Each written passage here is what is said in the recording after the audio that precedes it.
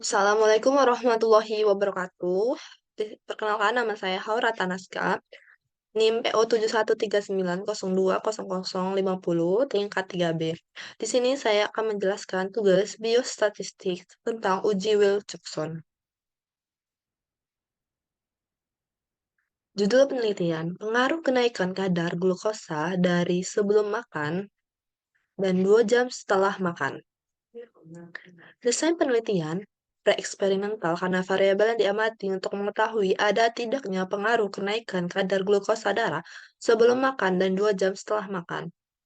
Hepat, hepat, Hipotesis HA ada pengaruh antara karakteristik responden dengan tingkat pengetahuan COVID-19.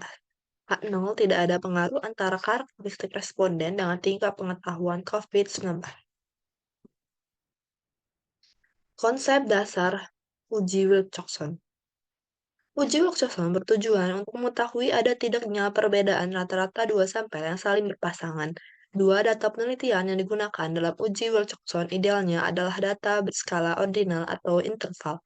Uji Wilcoxon merupakan bagian dari statistik non-parametrik, maka dalam uji Wilcoxon tidak diperlukan data penelitian yang berdistribusi normal.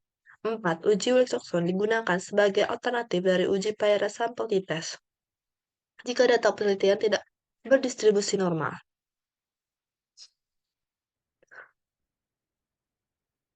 Langkah-langkah uji Wilcoxon, pertama buka SPSS, kemudian variabel pertama, pretest, maka isikan nama, ketik pre, tipe pilih numerik, with, pilih 8, desimal, pilih 0. Label, ketik pretest, value, pilih non, missing, pilih non, kolom 8, alih, pilih scale. Variabel kedua, post test, maka isikan nama, name, ketik bread, tipe pilih numerik, with, pilih 8, desimal, pilih 0, label, ketik post test, value pilih non, missing pilih non, kolom pilih 8, alih pilih skala. 2. Setelah penamaan variabel dibuat, langkah selanjutnya klik data view, lalu isikan data penelitian di atas. 3. Langkah berikutnya, klik menu Analyze, lalu pilih Non-Parametric Test, kemudian pilih Legacy Dialog, lalu pilih 2 Related Sample. 4. Masukkan di layar akan muncul kotak dialog Two Related Sample Test. Selanjutnya, masukkan variabel pretest pre dan post test post ke kotak test pair secara pilihan Wilcoxon, lalu klik OK.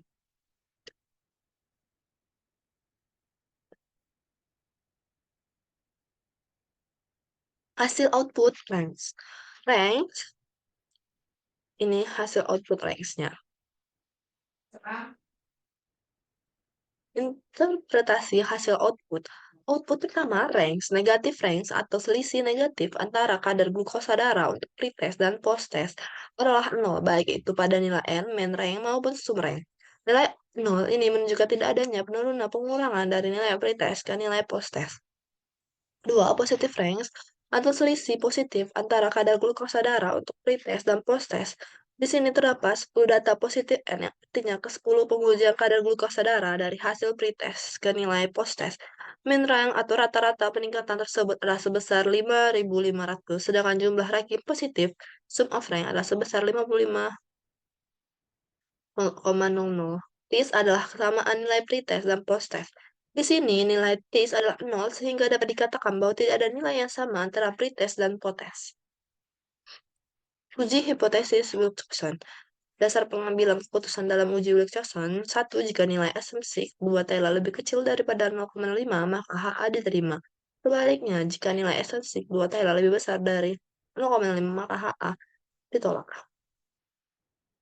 Pengambilan keputusan dan pembuatan kesimpulan berdasarkan output tes statistik. Di atas diketahui asumsi kedua Thailand bernilai 0,853, lebih kecil dari, lebih besar,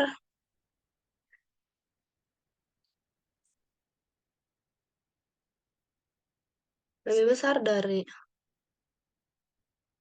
lebih besar dari 0,05, maka dapat disimpulkan bahwa HA ditolak.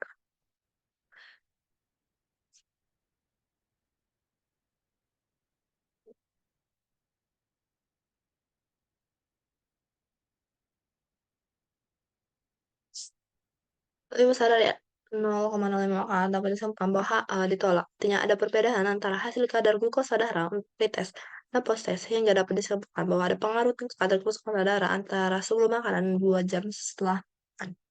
Baiklah, jika ada kesalahan saya mohon maaf. Wabillahi taufiq wal hidayah. Wassalamualaikum warahmatullahi wabarakatuh.